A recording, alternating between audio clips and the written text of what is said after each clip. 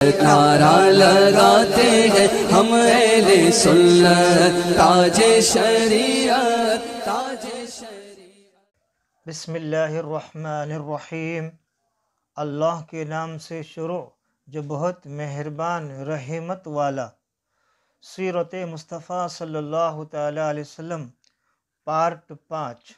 مصنف شیخ الحدیث علامہ عبد المصطفیٰ اعظمی رحمۃ اللہ تعالی علیہ۔ مضامین: غار حرا، پہلی وحی، دعوت اسلام کے لیے 3 دور، پہلا دور، دوسرا دور، تیسرا دور۔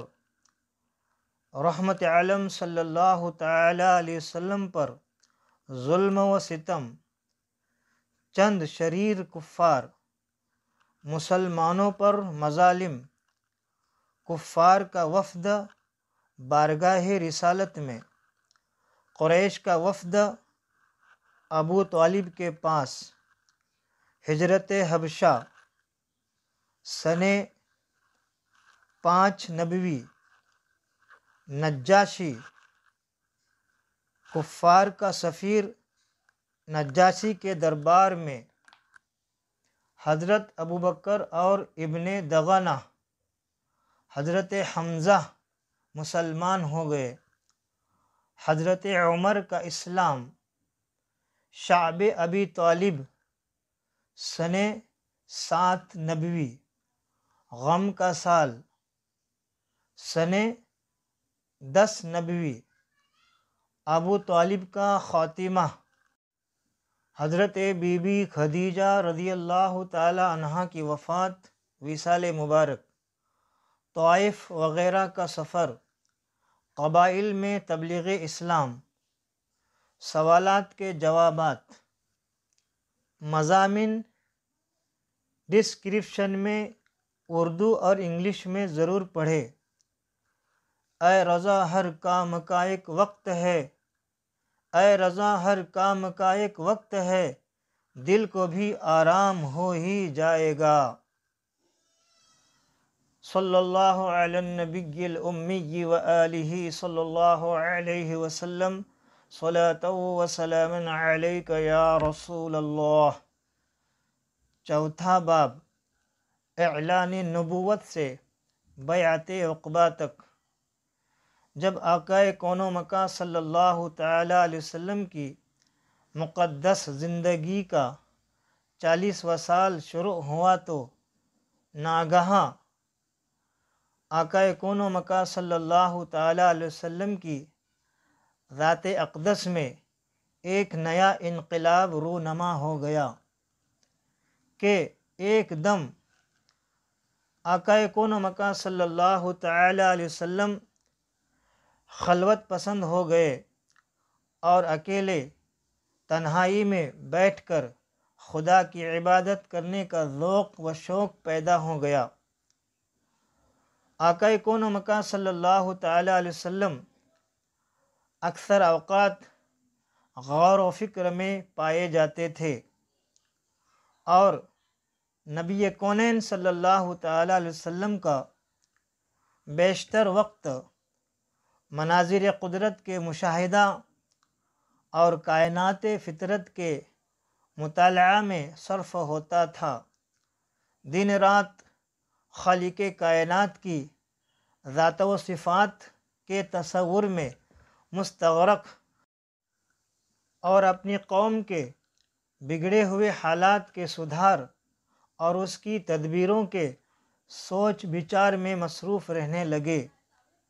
اور ان دنوں میں ایک نئی بات یہ بھی ہو گئی کہ آقا کون و مکان صلی اللہ تعالی علیہ وسلم کو اچھے اچھے خواب نظر آنے لگے، اور فخر صادق صلی اللہ تعالی علیہ وسلم کا ہر خواب اتنا سچا ہوتا کہ خواب میں جو کچھ دیکھتے اس کی تعبیر صبح صادق کی طرح روشن ہو کر ظاہر ہو جایا کرتی تھی۔ بخاری جلد 1 صفحہ 2۔ غار حرا، مکہ مکرمہ سے تقریباً 3 میل کی دوری پر جبل حراء نامی پہاڑ کے اوپر ایک غار کھو یعنی خالی جگہ جس کو غار حراء کہتے ہیں، نبی کونین صلی اللہ تعالی علیہ وسلم اکثر کئی دنوں کا کھانا پانی ساتھ لے کر اس غار کے پرسکون ماحول کے اندر خدا کی عبادت میں مصروف رہا کرتے تھے۔ جب کھانا پانی ختم ہو جاتا تو کبھی خود گھر پر آ کر لے جاتے اور کبھی حضرت بی بی خدیجہ رضی اللہ تعالی عنہا کھانا پانی غار میں پہنچا دیا کرتی تھے۔ آج بھی یہ نورانی غار اپنی اصلی حالت میں موجود اور زیارت گاہ خلائق ہے۔ پہلی وحی۔ ایک دن نبی کونین صلی اللہ تعالی علیہ وسلم غار حراء کے اندر عبادت میں مشغول تھے کہ بالکل اچانک غار میں آقا کون و مکان صلی اللہ تعالی علیہ وسلم کے پاس ایک فرشتہ ظاہر ہوا۔ یہ حضرت جبرائیل علیہ السلام تھے، جو ہمیشہ خدا جل جلالہ کا پیغام اس کے رسولوں علیہم الصلاۃ والسلام تک پہنچاتے رہے ہیں۔ فرشتے نے ایک دم کہا کہ پڑھیے۔ آقا کون و مکان صلی اللہ تعالی علیہ وسلم نے فرمایا کہ میں پڑھنے والا نہیں ہوں۔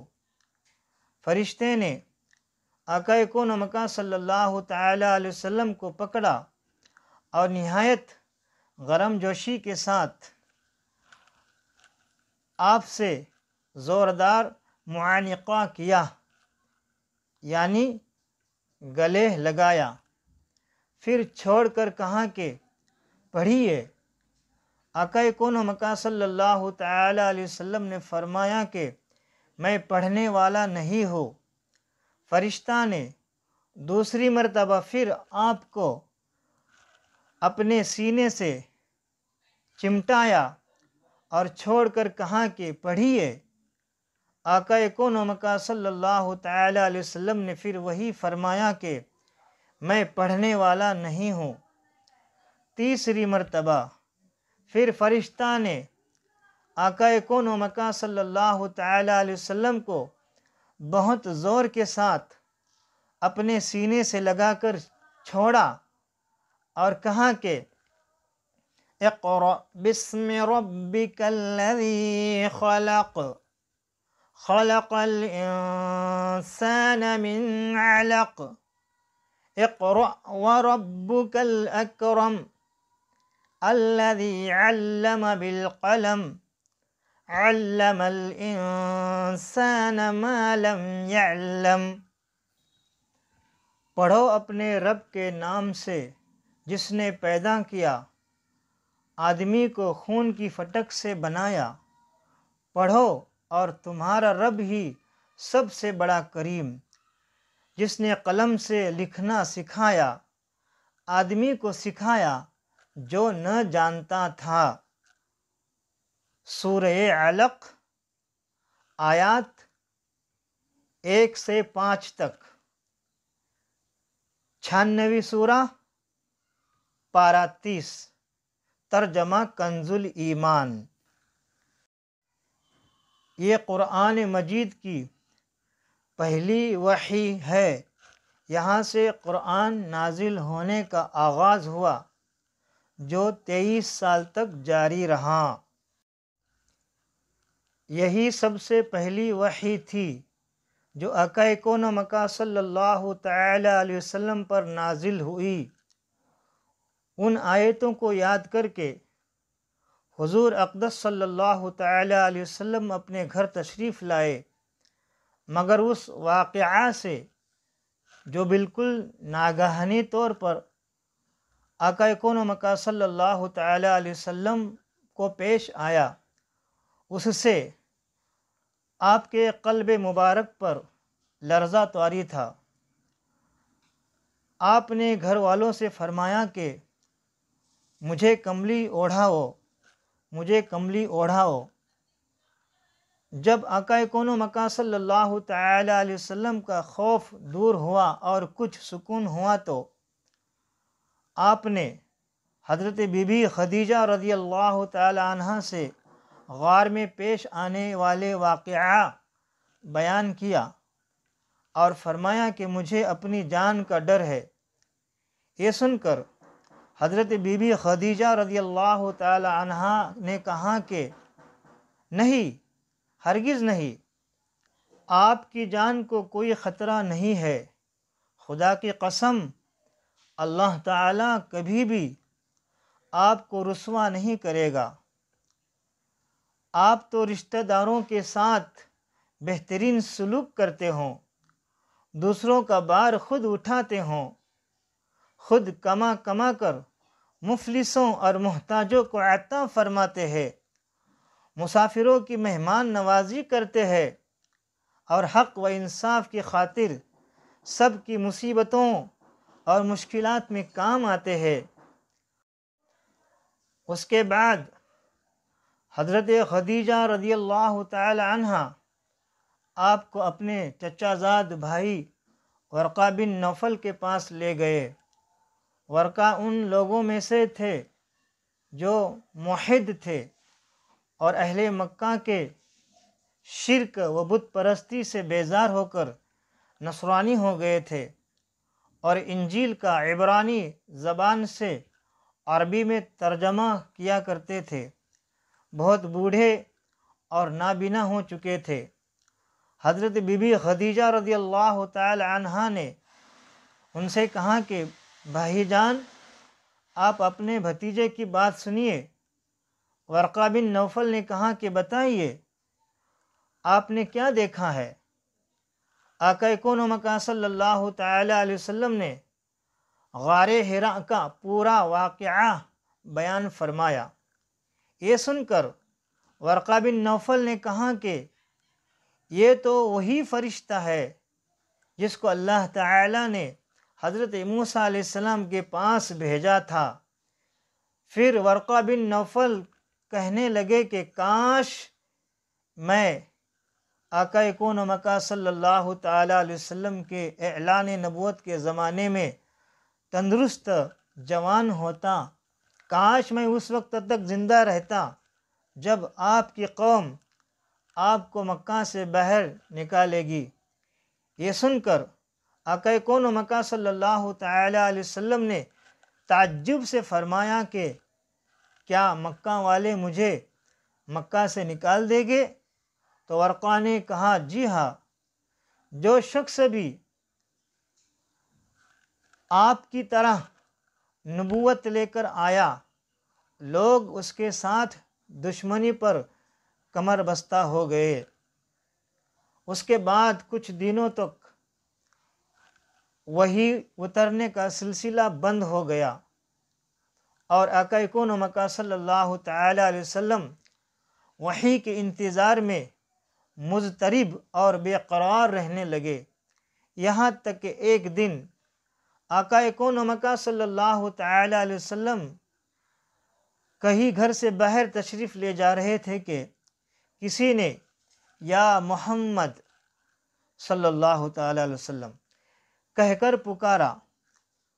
آپ نے آسمان کی طرف سر اٹھا کر دیکھا تو یہ نظر آیا کہ وہی فرشتہ حضرت جبریل علیہ السلام جو غار میں آیا تھا، آسمان اور زمین کے درمیان ایک کرسی پر بیٹھا ہوا ہے۔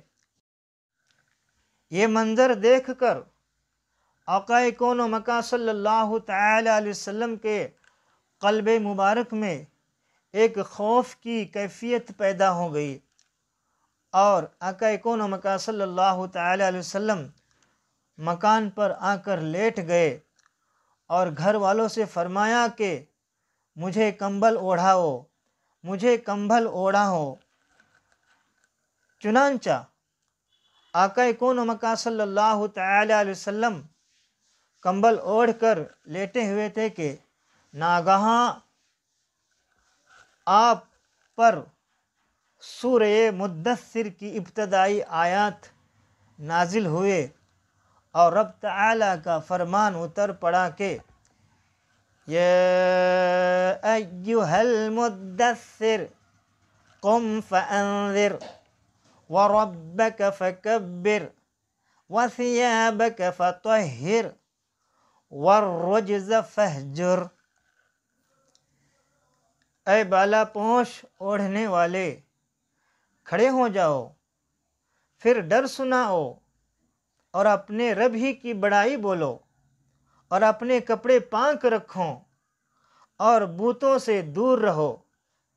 ترجمہ کنز ایمان، سورہ مدثر، آیات 1 سے 5 تک، سورہ نمبر 74، پارہ 29۔ ترجمہ کنز ایمان، بخاری جلد 1 صفحہ 3۔ ان آیات کے نزول کے بعد آقا کون و مکان صلی اللہ تعالی علیہ وسلم کو خداوند قدوس نے دعوت اسلام کے منصب پر معمور فرما دیا، اور آقا کون و مکان صلی اللہ تعالی علیہ وسلم خداوند تعالی کے حکم کے مطابق دعوت حق اور تبلیغ اسلام کے لیے کمر بستہ ہو گئے۔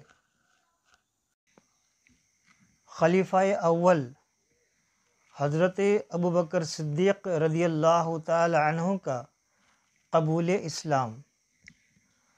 آپ تجارت کے لیے ایک مرتبہ شام تشریف لے گئے۔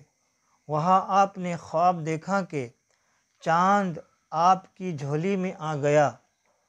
صبح ہوئی تو آپ نے ایک راہب سے تعبیر پوچھی۔ اس نے بتایا کہ آپ نبی آخر الزماں کا کلمہ پڑھیں گے، آپ اس آقا کے دین کو قبول کریں گے جن کی خاطر اللہ تعالی نے کل کائنات کو پیدا فرمایا۔ اگر وہ نہ ہوتے تو کچھ بھی نہ ہوتا۔ سرکار اعلی حضرت رضی اللہ تعالی عنہ فرماتے ہیں، وہ جو نہ تھے تو کچھ نہ تھا، وہ جو نہ ہو تو کچھ نہ ہو، جان ہے وہ جہان کی، جان ہے تو جہان ہے۔ راہب نے کہا، اے صدیق اکبر، مبارک ہوں، تم اس رسول اللہ صلی اللہ تعالی علیہ وسلم پر ایمان لاؤ گے جن کے صدقے سب کچھ بنایا گیا۔ اس تعبیر سے آپ کے دل میں عشق رسول صلی اللہ تعالی علیہ وسلم کی لہر دوڑ گئی اور دیدار محبوب کی تڑپ پیدا ہو گئی۔ آپ وہاں سے کوئے محبوب کی طرف روانہ ہوئے اور چلتے چلتے آستانہ رسول پر پہنچ گئے۔ آقا نے صدیق اکبر رضی اللہ تعالیٰ عنہ کو دیکھا تو مسکرا دیے، گویا زبان حال سے فرمایا، صدیق آئے نہیں لائے گئے ہے۔ سو آقا کے قدموں میں بیٹھ کر دیدار جہاں آرا سے سرفراز ہوتے ہوئے عرض کی، حضور میں آپ کا کلمہ پڑھنا چاہتا ہوں، مجھے کوئی معجزہ دکھائیے۔ آقا کون و مکان صلی اللہ تعالی علیہ وسلم نے فرمایا، اے ابو بکر، ملک شام نے جو آپ نے خواب دیکھا وہ ہمارا ہی معجزہ ہے۔ آپ نے راہب سے اس خواب کی تعبیر دریافت کی، وہ ہمارا ہی معجزہ ہے، اور راہب نے جو آپ کو ہمارے بارے میں بشارت دی وہ ہمارا ہی معجزہ ہے۔ یہ سن کر سیدنا صدیق اکبر رضی اللہ تعالی عنہ نے عرض کی، صدقت یا رسول اللہ، آقا آپ نے سچ فرمایا، اور کلمہ پڑھ کر مسلمان ہو گئے، اور پھر ساری زندگی اس محبوب پاک صلی اللہ تعالی علیہ وسلم کی غلامی اور محبت میں گزار دی۔ آپ اکثر آپ کی مجلس میں بیٹھتے اور آپ کی صحبت سے فیوز و برکات حاصل کرتے۔ آہستہ آہستہ مسلمانوں کی تعداد بڑھنا شروع ہو گئی۔ ابو بکر صدیق رضی اللہ تعالی عنہ نے خواب دیکھا ملک شام میں، اور اس کا علم آقا کون و مکہ صلی اللہ تعالی علیہ وسلم کو ہوا مکہ شریف میں۔ تو ابو بکر صدیق رضی اللہ تعالی عنہ کا یہ عقیدہ ہے کہ اللہ تبارک و تعالی نے اپنے پیارے حبیب صلی اللہ تعالی علیہ وسلم کو علم غیب عطا فرمایا ہے، یعنی ابو بکر صدیق رضی اللہ تعالی عنہ یہ آقا صلی اللہ تعالی علیہ وسلم کے علم غیب کو تسلیم کرتے ہوئے کلمہ پڑھ کر مسلمان ہو گئے۔ اعلیٰ حضرت عظیم البرکت رضی اللہ تعالی عنہ فرماتے ہیں، اور کوئی غیب کیا تم سے نہا ہو بھلا، جب نہ خدا ہی چھپا تم پہ کرو رو درود۔ سر عرش پر ہے تیری گزر، دل فرش پر ہے تیری نظر، ملکوت و ملک میں کوئی شے نہیں وہ جو تجھ پہ آیا نہیں۔ خدا نے کیا تجھ کو آگاہ سب سے، خدا نے کیا تجھ کو آگاہ سب سے، دو عالم میں جو کچھ خفی و جلی ہے، دو عالم میں جو کچھ خفی و جلی ہے۔ اور سرکار اعلیٰ حضرت رضی اللہ تعالی عنہ خلیفہ اول حضرت ابو بکر صدیق رضی اللہ تعالی عنہ کے خدمت میں خراج عقیدت اس طرح پیش کرتے ہیں: سایہ مصطفیٰ مایہ اصطفیٰ، عز و ناز خلافت پہ لاکھوں سلام، یعنی اس افضل الخلق بعد الرسل ثانی اثنین ہجرت پہ لاکھوں سلام، اصدق الصادقین سید المتقین چشم و گوش وزارت پہ لاکھوں سلام، اصدق الصادقین سید المتقین رازدار نبوت پہ لاکھوں سلام۔ یار غار حضرت ابو بکر صدیق رضی اللہ تعالی عنہ کے ایمان لانے کا واقعہ بیان کیا، یہ سیرت مصطفیٰ میں نہیں ہے۔ تو سیرت مصطفیٰ صلی اللہ تعالی علیہ وسلم بیان کرنے کا مقصد معلومات میں اضافہ ہوں اور عقیدے کی پختگی ہو۔ دعوت اسلام کے 3 دور۔ پہلا دور 3 برس تک آقا کون و مکہ صلی اللہ تعالی علیہ وسلم انتہائی پوشیدہ طور پر نہایت رازداری کے ساتھ تبلیغ اسلام کا فرض ادا فرماتے رہے، اور اس درمیان میں عورتوں میں سب سے پہلے حضرت بی بی خدیجہ رضی اللہ تعالی عنہا، اور آزاد مردوں میں سب سے پہلے حضرت ابو بکر صدیق رضی اللہ تعالی عنہ، اور لڑکوں میں سب سے پہلے مولا کائنات حضرت علی رضی اللہ تعالی عنہ، اور غلاموں میں سب سے پہلے زید بن حارثہ رضی اللہ تعالی عنہ ایمان لائے۔ پھر حضرت ابو بکر صدیق رضی اللہ تعالی عنہ کی دعوت و تبلیغ سے حضرت عثمان، حضرت زبیر بن العوام، حضرت عبد الرحمن بن عوف، حضرت سعد بن ابی وقاص، حضرت طلحہ بن عبید اللہ رضی اللہ تعالی عنہم بھی جلد ہی دامن اسلام میں آ گئے۔ پھر چند دنوں کے بعد حضرت ابو عبیدہ بن الجراح، حضرت ابو سلمہ، حضرت عبداللہ بن عبد الاسد، حضرت ارقم بن ابو ارقم، حضرت عثمان بن مظعون اور ان کے دونوں بھائی حضرت قدامہ اور حضرت عبداللہ رضی اللہ تعالی عنہم بھی اسلام میں داخل ہو گئے۔ پھر کچھ مدت کے بعد حضرت ابو ذر غفاری و حضرت صہیب رومی، حضرت عبیدہ بن الحارث بن عبد المطلب، سعید بن زید بن عمرو بن نفیل اور ان کی بیوی فاطمہ بنت الخطاب، حضرت عمر کی بہن رضی اللہ تعالی عنہم نے بھی اسلام قبول کر لیا، اور آقا کون و مکان صلی اللہ تعالی علیہ وسلم کی چچی حضرت ام الفضل، حضرت عباس بن عبد المطلب کی بیوی، اور حضرت اسماء بنت ابو بکر رضی اللہ تعالی عنہم بھی مسلمان ہو گئے۔ ان کے علاوہ دوسرے بہت سے مردوں اور عورتوں نے بھی اسلام لانے کا شرف حاصل کر لیا۔ زرقانی علی المواہب جلد 1 صفحہ 246۔ واضح رہے کہ سب سے پہلے اسلام لانے والے جو سابقین اولین کے لقب سے سرفراز ہے، ان خوش نصیبوں کی فہرست پر نظر ڈالنے سے پتہ چلتا ہے کہ سب سے پہلے دامن اسلام میں آنے والے وہی لوگ ہیں جو فطرتاً نیک طبع اور پہلے ہی سے دین حق کی تلاش میں سرگرداں تھے، اور کفار مکہ کے شرک و بت پرستی اور مشرکانہ رسوم جاہلیت سے متنفر اور بیزار تھے۔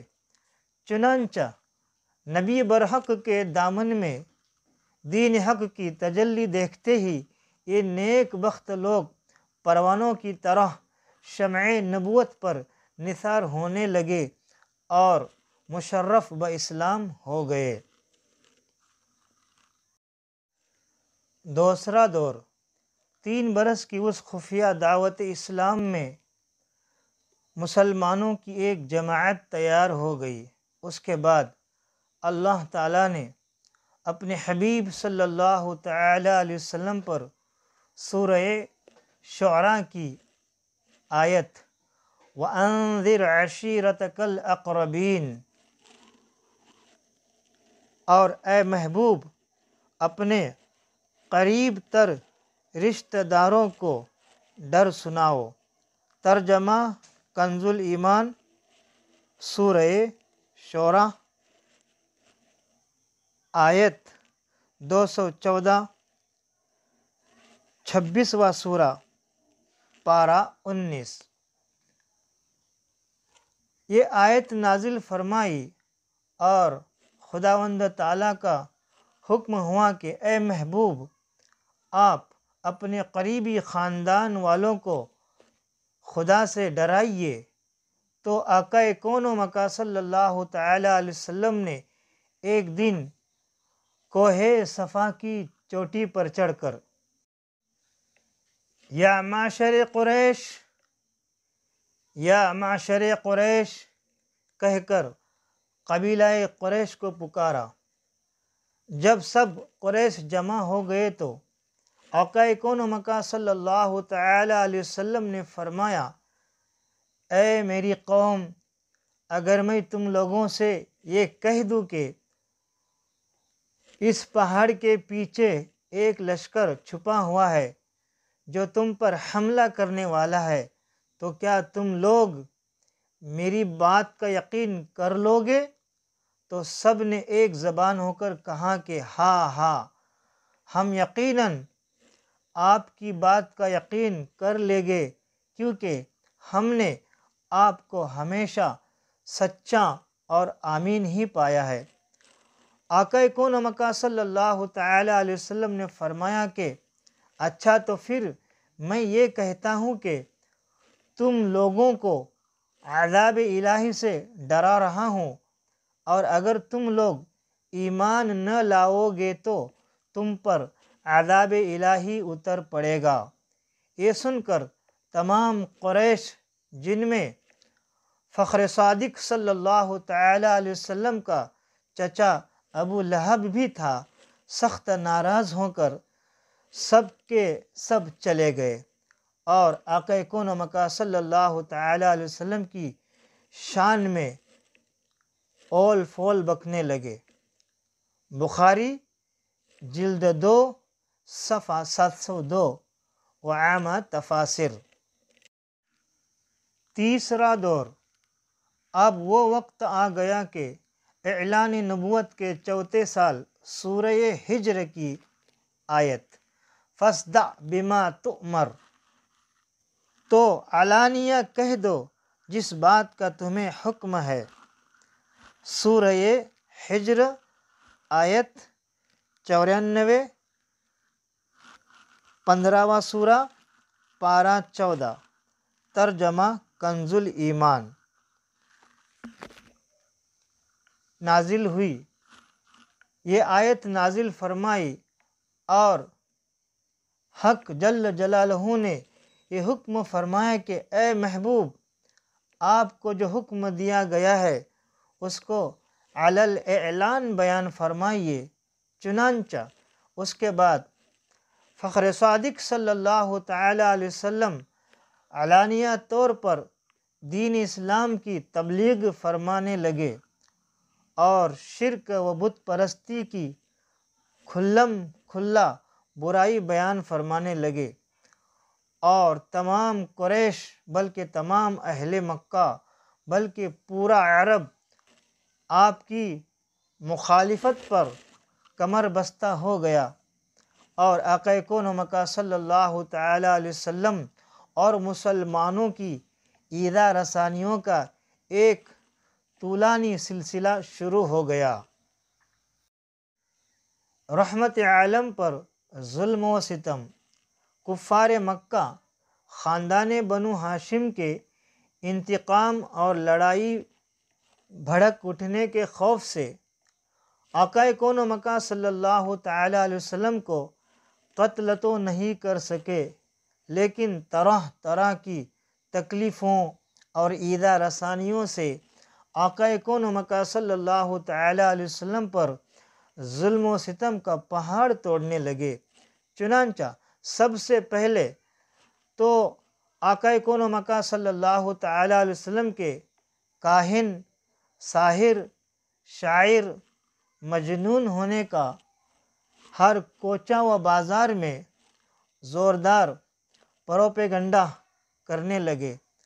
آقا کون و مکان صلی اللہ تعالی علیہ وسلم کے پیچھے شریر لڑکوں کا غول لگا دیا، جو راستوں میں آقا کون و مکان صلی اللہ تعالی علیہ وسلم پر پھپتیاں کستے، گالیاں دیتے اور یہ دیوانہ ہے، یہ دیوانہ ہے کا شور مچا مچا کر آقا کون صلی اللہ تعالی علیہ وسلم کے اوپر پتھر پھینکتے۔ کبھی کفار مکہ آپ کے راستوں میں کانٹے بچھاتے، کبھی آپ کے جسم مبارک پر نجاست ڈال دیتے، کبھی آپ کو دھکا دیتے، کبھی آپ کی مقدس اور نازک گردن پر چادر کا پھندا ڈال کر گلا گھونٹنے کی کوشش کرتے۔ روایت ہے کہ ایک مرتبہ آقا کون و مکان صلی اللہ تعالی علیہ وسلم حرم کعبہ میں نماز پڑھ رہے تھے کہ ایک دم سنگ دل کافر عقبہ بن ابی معیط نے آقا کون و مکان صلی اللہ تعالی علیہ وسلم کے گلے میں چادر کا پھندا ڈال کر اس زور سے کھینچا کہ آقا کون و مکان صلی اللہ تعالی علیہ وسلم کا دم گھٹنے لگا۔ چنانچہ یہ منظر دیکھ کر حضرت ابوبکر صدیق یار غار رضی اللہ تعالی عنہ بے قرار ہو کر دوڑ پڑے اور عقبہ بن ابی معیط کو دھکا دے کر دفع کیا، اور یہ کہا کہ کیا تم لوگ ایسے آدمی کو قتل کرتے ہو جو یہ کہتا ہے کہ میرا رب اللہ ہے؟ اس دھکا میں حضرت ابوبکر صدیق رضی اللہ تعالی عنہ نے کفار کو مارا بھی اور کفار کی مار بھی کھائی۔ زرقانی جلد 1 صفحہ 252 و بخاری جلد 1 صفحہ 544۔ کفار آقا کون و مکان صلی اللہ تعالی علیہ وسلم کے معجزات اور روحانی تاثیرات و تصرفات کو دیکھ کر آپ کو سب سے بڑا جادوگر کہتے۔ جب آقا کون و مکان صلی اللہ تعالی علیہ وسلم قرآن شریف کی تلاوت فرماتے تو یہ کفار قرآن اور قرآن کو لانے والے جبریل اور قرآن کو نازل فرمانے والے اللہ تعالیٰ کو اور آقا کون و مکان صلی اللہ تعالی علیہ وسلم کو گالیاں دیتے اور گلی کوچوں میں پہرا بٹھا دیتے کہ قرآن کی آواز کسی کے کان میں نہ پڑنے پائے، اور تالیاں پیٹ پیٹ کر اور سیٹیاں بجا بجا کر اس قدر شور و غل مچاتے کہ قرآن کی آواز کسی کو سنائی نہیں دیتی تھی۔ حضور اکرم صلی اللہ تعالی علیہ وسلم جب کہیں کسی عام مجمع میں یا کفار کے میلوں میں قرآن پڑھ کر سناتے یا دعوت ایمان کا وعظ فرماتے تو آقا کون و مکان صلی اللہ تعالی علیہ وسلم کا چچا ابو لہب آپ کے پیچھے چلا چلا کر کہتا جاتا تھا کہ اے لوگوں، یہ میرا بھتیجا جھوٹا ہے، یہ دیوانہ ہو گیا ہے، تم لوگ اس کی کوئی بات نہ سنو، معاذ اللہ۔ ایک مرتبہ نبی کونین صلی اللہ تعالی علیہ وسلم ذوالمجاز کے بازار میں دعوت اسلام کا وعظ فرمانے کے لیے تشریف لے گئے اور لوگوں کو کلمہ حق کی دعوت دی تو ابو جہل آقا کون و مکان صلی اللہ تعالی علیہ وسلم پر دھول اڑاتا جاتا تھا اور کہتا تھا کہ اے لوگوں، اس کے فریب میں مت آنا، یہ چاہتا ہے کہ تم لوگ لات و عزیٰ کی عبادت چھوڑ دو۔ لات و عزیٰ یہ دو بتوں کے نام تھے۔ مسند امام احمد جلد 4 وغیرہ۔ اسی طرح ایک مرتبہ جب کہ نبی کونین صلی اللہ تعالی علیہ وسلم حرم کعبہ میں نماز پڑھ رہے تھے کہ عین حالت نماز میں ابو جہل نے کہا کہ کوئی ہے جو آل فلاں کے ذبح کیے ہوئے اونٹ کی اوجڑی لا کر سجدہ کی حالت میں ان کے کندھوں پر رکھ دے۔ یہ سن کر عقبہ بن ابی معیط کافر اٹھا اور اس اوجڑی کو لا کر آقا کون و مکان صلی اللہ تعالی علیہ وسلم کے دوش مبارک پر رکھ دیا۔ آقا کون و مکان صلی اللہ تعالی علیہ وسلم سجدے میں تھے، دیر تک اوجڑی کندھے اور گردن پر پڑی رہی اور کفار ٹھٹا مار مار کر ہنستے رہے اور مارے ہنسی کے ایک دوسرے پر گر پڑتے رہے۔ آخر حضرت بی بی فاطمہ خاتون جنت، خاتون کائنات، جنتی عورتوں کی سردار رضی اللہ تعالی عنہا، جو ان دنوں ابھی کمسین بچی تھی، آئے اور ان کافروں کو برا بھلا کہتے ہوئے اس اوجڑی کو آقا کون و مکان صلی اللہ تعالی علیہ وسلم کے دوش مبارک سے ہٹا دیا۔ آقا کون و مکان صلی اللہ تعالی علیہ وسلم کے قلب مبارک پر قریش کی اس شرارت سے انتہائی صدمہ گزرا اور نماز سے فارغ ہو کر 3 مرتبہ یہ دعا مانگی کہ اللہم علیک بقریش، یعنی اے اللہ تو قریش کو اپنی گرفت میں پکڑ لے۔ پھر ابو جہل، عتبہ بن ربیعہ، شیبہ بن ربیعہ، ولید بن عتبہ، امیہ بن خلف، عمارہ بن ولید کا نام لے کر دعا مانگی کہ الہی تو ان لوگوں کو اپنی گرفت میں لے لے۔ حضرت عبداللہ بن مسعود رضی اللہ تعالی عنہ فرماتے ہیں کہ خدا کی قسم میں نے ان سب کافروں کو جنگ بدر کے دن دیکھا کہ ان کی لاشیں زمین پر پڑی ہوئی ہے، پھر ان سب کفار کی لاشوں کو نہایت ذلت کے ساتھ گھسیٹ کر بدر کے ایک گڑھے میں ڈال دیا گیا، اور آقا کون و مکان صلی اللہ تعالی علیہ وسلم فخر صادق صلی اللہ تعالی علیہ وسلم نے فرمایا کہ ان گڑھے والوں پر اللہ کی لعنت۔ بخاری جلد 1 صفحہ 74، باب المرآت۔ چند شریر کفار۔ جو کفار مکہ فخر صادق صلی اللہ تعالی علیہ وسلم کی دشمنی اور ایذا رسانی میں بہت زیادہ سرگرم تھے، ان میں سے چند شریروں کے نام یہ ہے: نمبر 1 ابو لہب، نمبر 2 ابو جہل، نمبر 3 اسود بن عبد یغوث، نمبر 4 حارث بن قیس بن عدی، نمبر 5 ولید بن مغیرہ، نمبر 6 امیہ بن خلف، نمبر 7 ابی بن خلف، نمبر 8 ابو قیس بن فاکہ، نمبر 9 عاص بن وائل، نمبر 10 نضر بن حارث، نمبر 11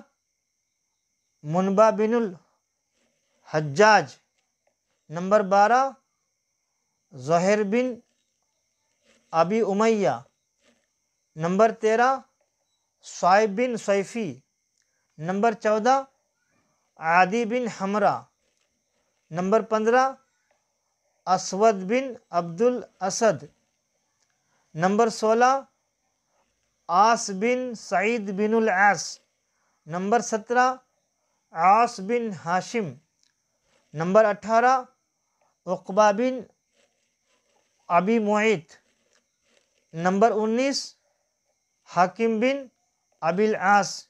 یہ سب کے سب حضور رحمت عالم صلی اللہ تعالی علیہ وسلم کے پڑوسی تھے، اور ان میں سے اکثر بہت ہی مالدار اور صاحب اقتدار تھے، اور دن رات سرور کائنات صلی اللہ تعالی علیہ وسلم کی ایذا رسانی میں مصروف کار رہتے تھے۔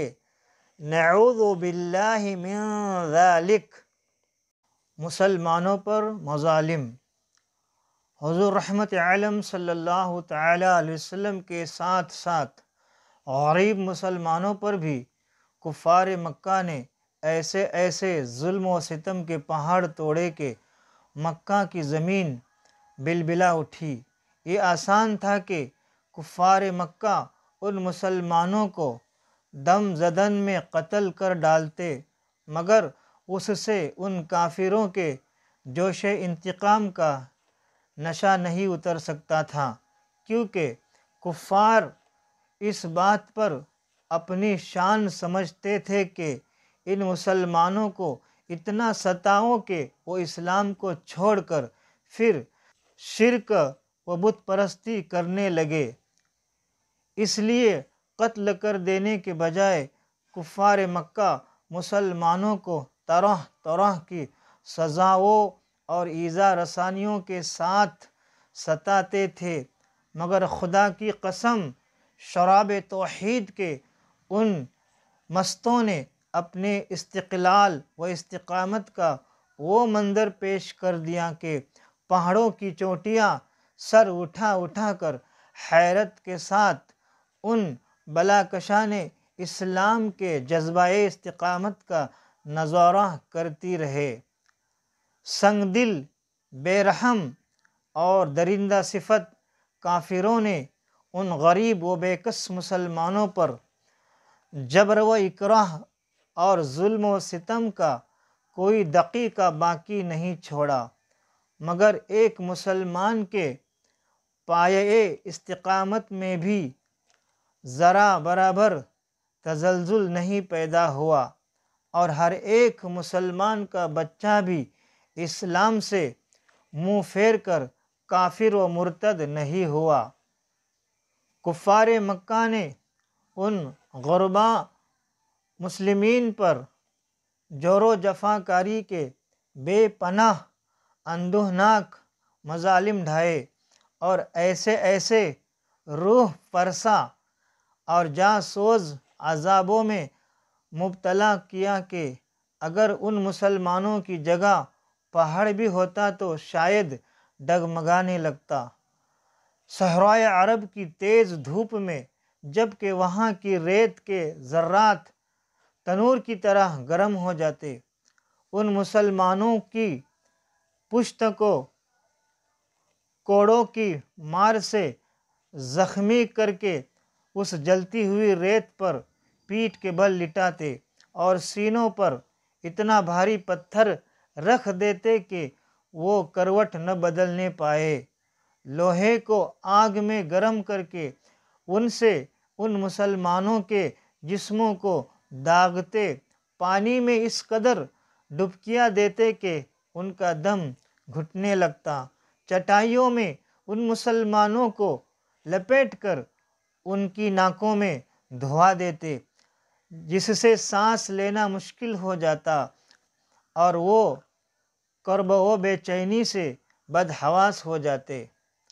حضرت خباب بن الارت رضی اللہ تعالی عنہ یہ اس زمانے میں اسلام لائے جب آقا کون و مکان صلی اللہ تعالی علیہ وسلم حضرت ارقم بن ابو ارقم رضی اللہ تعالی عنہ کے گھر میں مقیم تھے، اور صرف چند ہی آدمی مسلمان ہوئے تھے۔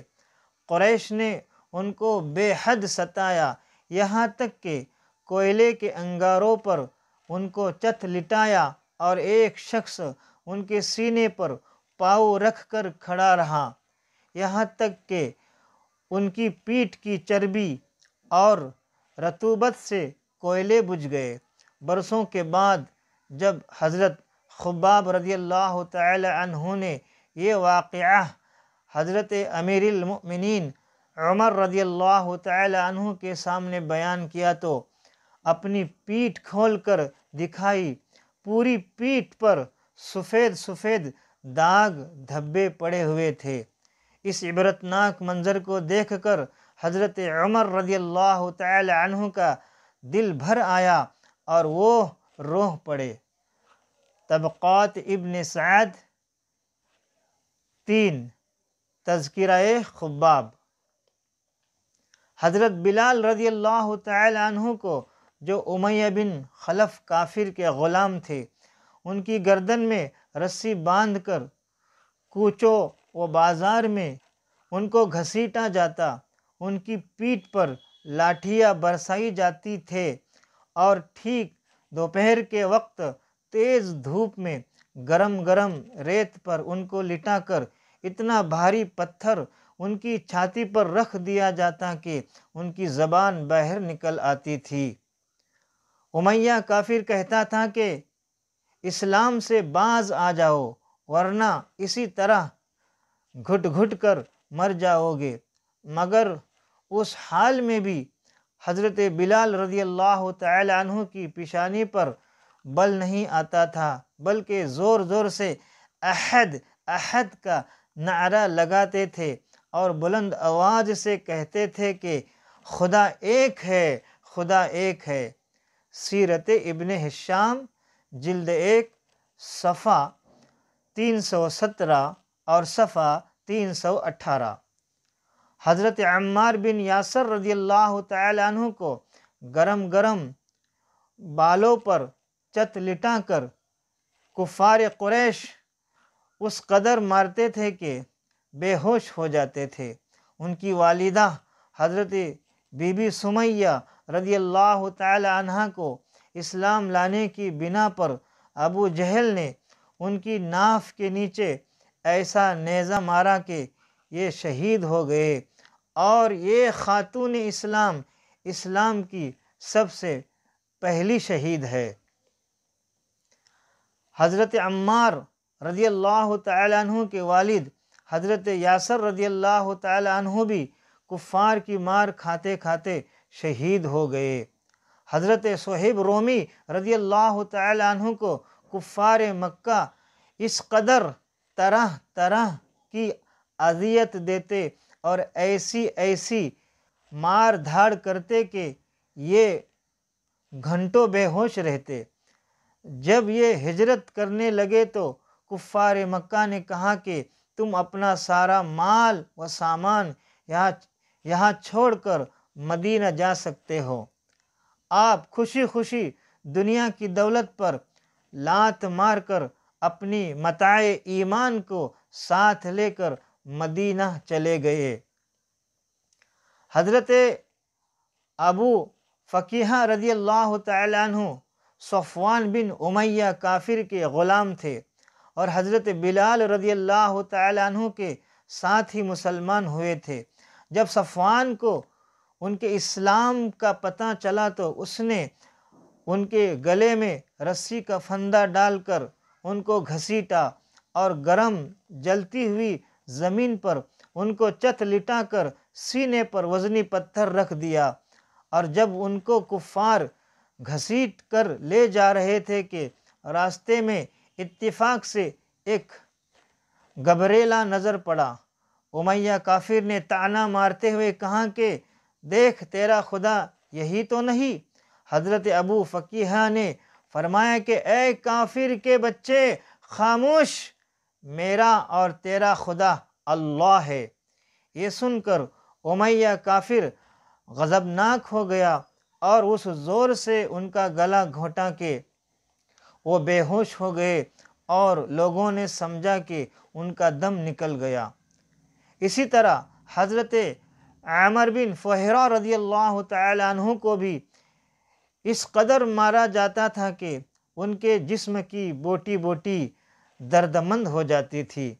حضرت بی بی لبینہ رضی اللہ تعالی عنہ جو لونڈی تھی، حضرت عمر رضی اللہ تعالی عنہ جب کفر کی حالت میں تھے یعنی ایمان نہیں لائے تھے، اس غریب لونڈی کو اس قدر مارتے تھے کہ مارتے مارتے تھک جاتے تھے، مگر حضرت لبینہ رضی اللہ تعالی عنہ اف نہیں کرتی تھے، بلکہ نہایت جرأت و استقلال کے ساتھ کہتی تھی کہ اے عمر، اگر تم خدا کے سچے رسول پر ایمان نہیں لاؤ گے تو خدا تم سے ضرور اس کا انتقام لے گا۔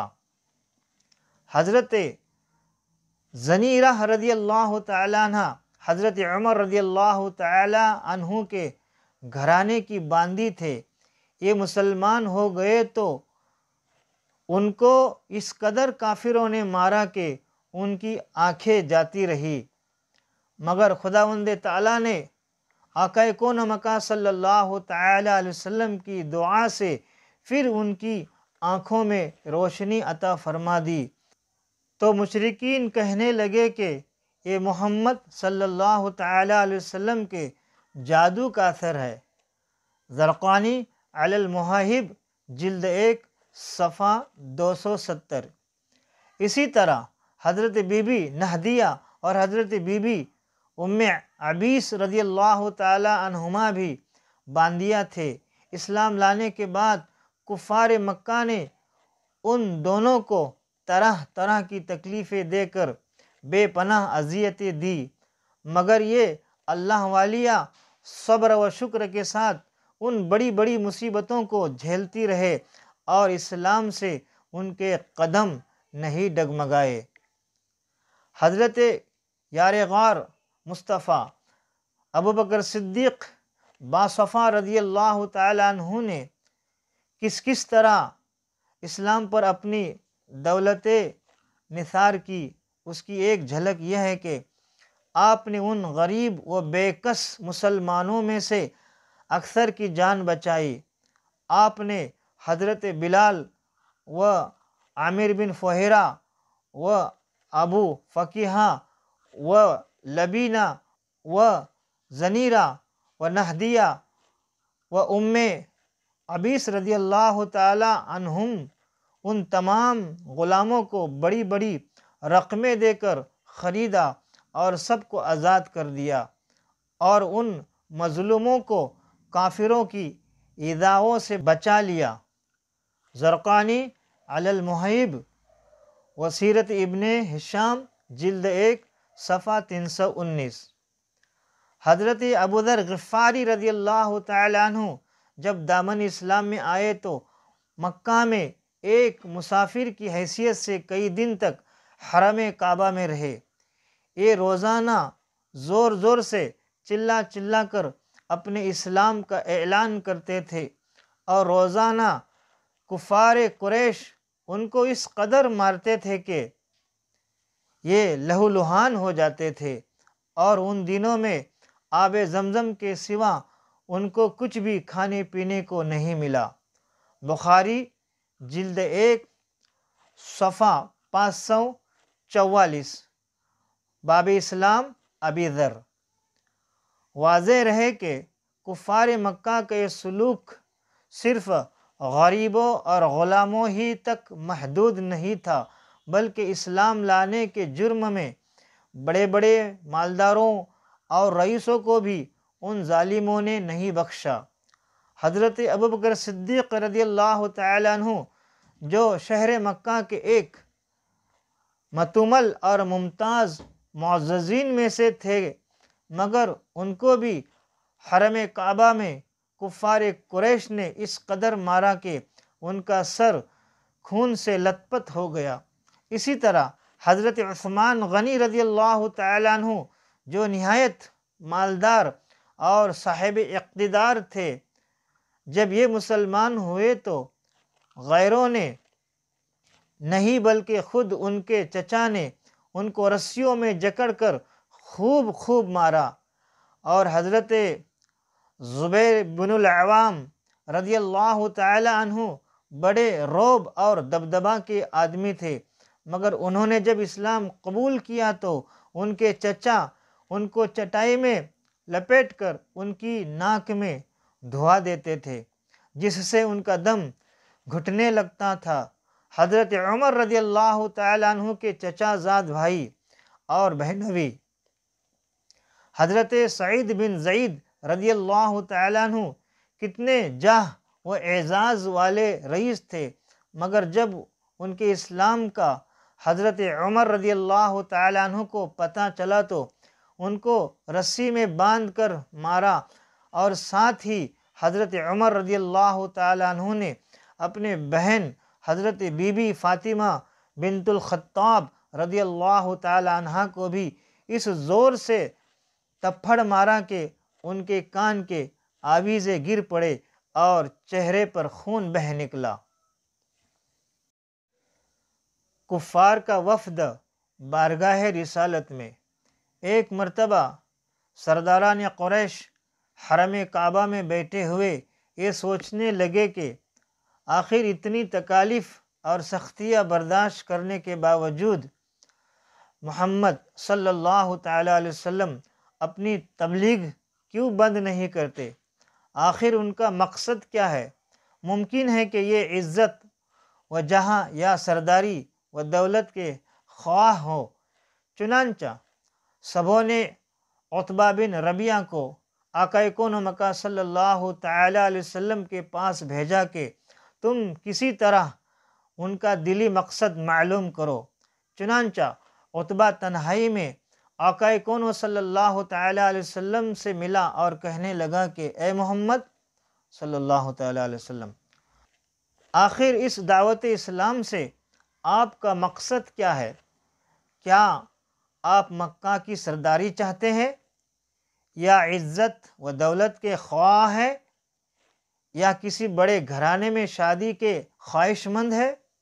آپ کے دل میں جو تمنا ہو کھلے دل کے ساتھ کہہ دیجئے، میں اس کی ضمانت لیتا ہوں کہ اگر آپ دعوت اسلام سے باز آ جائے تو پورا مکہ آپ کے زیر فرمان ہو جائے گا، اور آپ کی ہر خواہش اور تمنا پوری کر دی جائے گی۔ عتبہ کی یہ ساحرانہ تقریر سن کر حضور رحمت دو عالم صلی اللہ تعالیٰ علیہ وسلم نے جواب میں قرآن مجید کی چند آیتیں تلاوت فرمائے، جن کو سن کر عتبہ اس قدر متاثر ہوا کہ اس کے جسم کا رونگٹا رونگٹا اور بدن کا بال بال خوف ذوالجلال سے لرزنے اور کانپنے لگا، اور آقائے کون و مکان صلی اللہ تعالیٰ علیہ وسلم کے منہ پر ہاتھ رکھ کر کہا کہ میں آپ کو رشتہ داری کا واسطہ دے کر درخواست کرتا ہوں کہ بس کیجئے، میرا دل اس کلام کی عظمت سے پھٹا جا رہا ہے۔ عتبہ بارگاہ رسالت سے واپس ہوا، مگر اس کے دل کی دنیا میں ایک نیا انقلاب رونما ہو چکا تھا۔ عتبہ ایک بڑا ہی ساحر البیان خطیب اور انتہائی فصیح و بلیغ آدمی تھا۔ اس نے واپس لوٹ کر سرداران قریش سے کہہ دیا کہ محمد صلی اللہ تعالیٰ علیہ وسلم جو کلام پیش کرتے ہیں وہ نہ جادو ہے، نہ کہانت، نہ شاعری، بلکہ وہ کوئی اور ہی چیز ہے۔ لہٰذا میری رائے ہے کہ تم لوگ ان کو ان کے حال پر چھوڑ دو۔ اگر وہ کامیاب ہو کر سارے عرب پر غالب ہو گئے تو اس میں ہم قریشیوں ہی کی عزت بڑھے گی، ورنہ سارا عرب ان کو خود ہی فنا کر دے گا۔ مگر قریش کے سرکش کافروں نے عتبہ کا یہ مخلصانہ اور مدبرانہ مشورہ نہیں مانا، بلکہ اپنی مخالفت اور ایذا رسانیوں میں اور زیادہ اضافہ کر دیا۔ زرقانی علی المحیب جلد 1 صفحہ 258 و سیرت ابن ہشام جلد 1 صفحہ 294۔ قریش کا وفد ابو طالب کے پاس۔ کفار قریش میں کچھ لوگ صلح پسند بھی تھے۔ وہ چاہتے تھے کہ بات چیت کے ذریعہ صلح و صفائی کے ساتھ معاملہ طے ہو جائے۔ چنانچہ قریش کے چند معزز رؤساء ابو طالب کے پاس آئے اور آقا کون و مکان صلی اللہ تعالیٰ علیہ وسلم کی دعوت اسلام اور بت پرستی کے خلاف تقریروں کی شکایت کی۔ ابو طالب نے نہایت نرمی کے ساتھ ان لوگوں کو سمجھا بجھا کر رخصت کر دیا، لیکن آقا کون و مکان صلی اللہ تعالیٰ علیہ وسلم خدا کے فرمان فاصدع بما تؤمر،